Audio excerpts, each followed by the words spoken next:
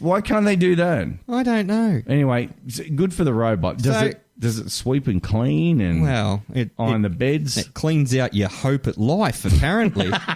Because he was on the way out. Is he passed or? So she said her grandfather couldn't hear much of what the machine was saying, and they kept needing it to repeat itself. Well, she went with the volume knob and turned it up. Well, so like repeat itself as in like 10 print like hello pop world. Up the volume, pop up the volume, pop up the volume, damn, like that. Yeah, I think so. I'd like to think that's how it went down. You know, if a robot's going to come into me and tell me that I'm about to die, I at least want the backing track from Styx. You know, domo origato, Mr. Roboto, domo. I want that. No, I want Video Killed the Radio Star. You were never a radio star. And to the point, neither was I. So basically, they couldn't hear the doctor who had chickened out of telling him that he was going to die. And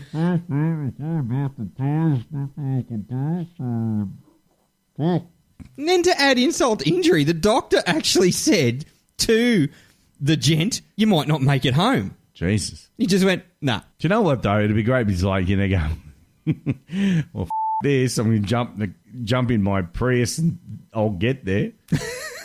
Yes, you might not make. Is that a challenge? Yeah, life's a sports book. I'd put a bet on that. Yeah. I'd put a bet on that. Well, you know what I'd do? What? I'd probably Granddad was going out and the iPad's there and no doubt it's internet connected because the doctor's probably a million miles away. I'd just whip out the old Pornhub and just let the old bloke just have one more. Just go for a bat. Go for a coffee and go, Granddad, here you go. Here's some naughty nurses or something, Yeah, just, bat on. Yeah, and then once he was done... Swing, batter, swing. So anyway, you're telling me that... I hear as that she took a video of the encounter. Is that right? Apparently. And then she relayed that information to her mum and her grandmother. Oh, she didn't. Well, she had to. What was she going to do? Well, Robbie the robot came in and told us that the granddad was, on his last legs. But everything's filmed these days. Probably on YouTube if you really look hard enough. Look, I'm probably not in the mood to actually look at that on YouTube. No, that's a bit morbid. I don't know how I feel about that. Either the Domino's robot or Rob the robot from the Nintendo Entertainment System comes in and says that, you know what, have you ever played Frogger because you're about to croak? I don't know how I would feel about that. Yeah, I don't know. Who would you like to do? Who you personally? Right. Who would you like to bowl up and deliver the news that you're about to leave this mortal coil? At this point? Yeah. It's a toss-up. I got two. Is this going back to what we just said before? No, that's after. Right. Probably ScoMo. You want the Prime Minister to... He's a Prime Minister's asshole. That robot could probably do a better job. Why would you want ScoMo? I want him out. I want the robot to turn up like death. When death touches you, you just keel. Yeah, no, wait a minute. Hang on, isn't that the question you asked me? No, this is turning political now. No, it's not. I just think he's a dickhead. Wait. Good. All right, but are you saying you want shortening? Look, at this point, I'd vote for a ficus tree. Ficus tree? Yeah, like a nice palm, indoor plant. I just saw... Getting off the election there for a second, though, I just... Where's their third option? Where's Ross Perot? Not that I would have voted for Ross Perot. Al Gore, maybe. But at least he was a third option. He was. I don't know if... I would probably say if it was a robot that could come in and give me the news that I was about to meet my maker or something like that, it's got to be James Earl Jones, who voiced Darth Vader. Okay. So, hang on. I've got this backwards. I thought the robot was going to kill someone. That's why I went ScoMo. But you're saying who do you want on the robot when you're about to die? Yes, I want to know who's going to tell you you're about to die. Like Morgan Freeman, James Earl Jones. Yeah, James Earl Jones is not bad. Yoda? Because Yoda could tell you, that training I have for you. One who has come back from the netherworld of the Force. Qui-Gon? Yes, you dumb shit. Who do I want? I want someone with like a... Obi-Wan, I have admired you I have for many years, but you, dumb can be. Go to Tatooine so I don't have to talk to you ever again. You knuckles. You done I'd now? love to say... You done? Mate, I would line up every single session at a Star Wars movie to hear Yoda go, knuckle you are. Wouldn't you? Yeah. Or And this doctor- Ewan McGregor to reprise his role, but do it as his character from Trainspotting. This was your father's lightsaber. Excuse me. I need some H. I'm cooking up. Then Iggy Pop plus playing in the background. Dun, dun, dun, dun, dun, dun, dun, dun, dun, dun, dun. So getting back to this, though, look, it's unusual that a robot would come and deliver. Well, we've got driverless cars. Now apparently we've got driverless doctors. No. Speaking of Star Wars, the dumbest line of any Star Wars movie will be, she is completely healthy, but for reasons we can't understand, we're losing her. When Padme dies at the end of episode 3. You're close to the dumbest line in the movies. You're very close. Right. Well, but like, she's completely healthy, but she's dying. Okay. And by this time, this thing looked like a Kelvinator bloody refrigerator or whatever it is going, you know. Yeah. It's like, we can't save her, but she's healthy. I think there's an allegory there to about her having a Don't broken get heart. deeper. I'm trying to make something funny and you come on. Every time with your pants and your shirt and your head. and your Hair. you're wearing your normal bloody shit. But no, I will vote for the dumbest line in any of those movies. All right, go for and it. it's tied to a scene, but everyone knows the scene. You go for it. You ready? Right? Yeah. No! Oh. Yeah, Darth Vader should have died right there. Yeah, he should have. To conclude this, no, I don't want robots telling me when my time is up. I want to know when my time is up from the play school clock. Because The at least, rocket clock. Yeah, the rocket clock. Because at least if I'm dying, Benita will read me a story. Well, this is very true. And then I don't have Tuck you in with Big Ted. exactly. Then I don't have to watch her make it like an Easter bonnet out of toilet rolls. That's right. And if there was a movie of your life, you could get to pick which window your spirit flew through. The square, the circle, the triangle. No, the arch window. The arch window. For me, it's the arch window. The arch window. I always like the circle. Bless you, sir, that Robocop... actually, no, it's more like the Terminator. Sir Connor. This is The Burble with Benny and Az.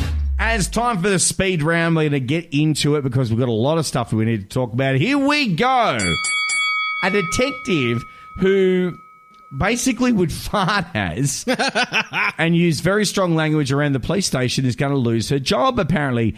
DC Claire Fitzpatrick. Oh, it's a chick. It's a chick. Oh, nice. Yep. Doing one for equality. Yes, she's 44 and accused of repeatedly using the word and breaking wind in front of other officers. Now, I don't know why she's a police officer. She'd probably have a really good career in the NRL, but in a bid to prevent herself from being fired, she said that the behaviour was part of a culture of banter in her village police station in South Wales. That's over in the UK. So let's run through as what she's accused of. She's accused of farting outside her sergeant's office. So she crop dusted the boss. Crop dusted the boss, dropped off some cupcakes. She told a suspect, "You're driving like a..." Why was the suspect driving the police car? I don't know, but That's probably more of a she's concern. pulled him over. She's walked up and said, "Good evening, sir. Can I just tell that you're driving like a..."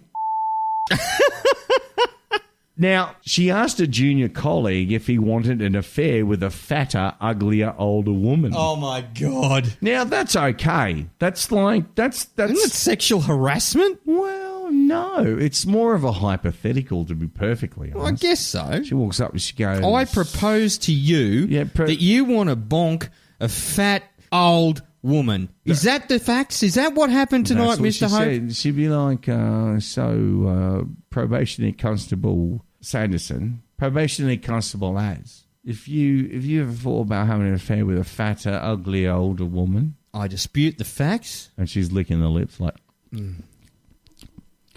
that. Also, she asked another colleague at a busy station for thrush cream. Oh, Jesus. minges a bit on the twank. Got any thrush cream?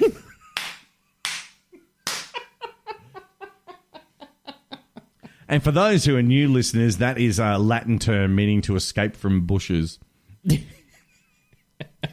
She said that swearing was just the nature of the place and that the word had replaced the word as her word of choice. Now, listen, it's okay. Calm down. The raging internet, the people who just want to... And I said this last week, I think, and I've said this to you many times.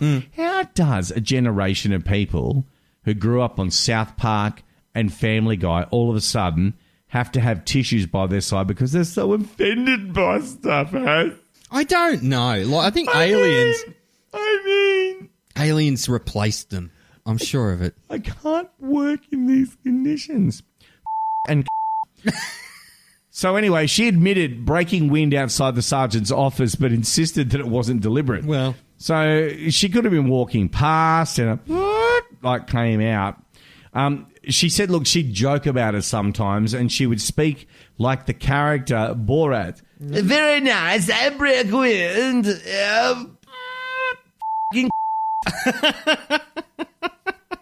Now, talking about that junior colleague, she propositioned, she said, I met the officer a couple of months before. There was a bit of banter, and I don't know how the conversation started, but they started speaking about whether or not he had a girlfriend or children. She goes, well, if you fancy an affair with a fatter, ugly, older woman who wears glasses, I have a number. Here's a photo of her. Back in the car, love. So anyway, he said no thank you. In response, he pretended to throw up in his mouth and he moved away to sit down. Ooh, burn. Now, also as well, she's got a huge history of calling suspects. Okay. But I thought pommy coppers were meant to call them sunshine. Like, here, sunshine, you're nicked. That sounded like Ginger Megs. What the happened there? Do you want a coffee? Excuse Let's put him in a Panda, get him down to Central. Excuse me? Make sure the jug's on. Is that your vehicle? You're driving like a...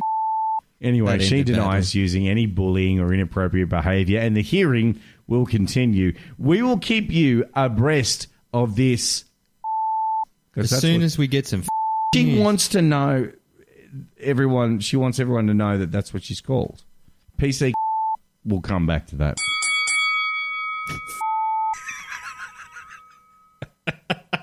I haven't even started this yet, and he's laughing. So a bloke has tried to walk out of hospital to go and spark up a durry, despite there being a knife embedded in his back. Now, the man is only identified as Vladimir. Now, Russia. See, yeah, there you go. We're getting to Russia. He's gone to the hospital to go to the emergency room. This covers off on what we do. Yeah, so we've got one emergency room. I'm happy about that. But anyway, he agreed to turn to his bed at the hospital, and he was in Kazan, Russia, when he was told, after he's standing outside on his durry, right, around the corner. Having a burner. You can't smoke near the hospital anymore. No. Right? He's bunging his dory like a dirty great hobo. They've come out and said, look, you could die. We need you to come back in. Did they send a robot out to tell him he was going to die? They just said, there's a knife in your back, Vladimir. You could die. Now, as a nurse filmed him, only in his underwear, staff tried to reason with him, informing that only the handle of the knife was visible. So another nurse basically said, are you mad? While another one said, how far are you going? As he clutched onto a rail for support. He told him he was going out for a ciggy, but then he pointed out that he didn't have any. So he managed to leave the hospital, and temperatures in Russia at the moment, -10, snow on the ground. A doctor reasoned with him saying, let's go, have an injection, and you can go home. He eventually agreed. The knife was removed and is now in a stable condition. I don't know how many smokes he has, though. That's the problem. Well, the problem is they're going to be no good for him. If the knife's in up to the handle in his back, you're going to draw in on the durry, it's all just going to come out the hole in his lung. You know those, like the Roadrunner cartoons where you got to plug up the holes? Oh, my God, look at that Have photo. A look at it. That's a kitchen knife. That's a very big kid. He's bleeding from down the side here as well. They probably slashed him a couple of times. I'd love to know who's been stabbed and managed to get their way.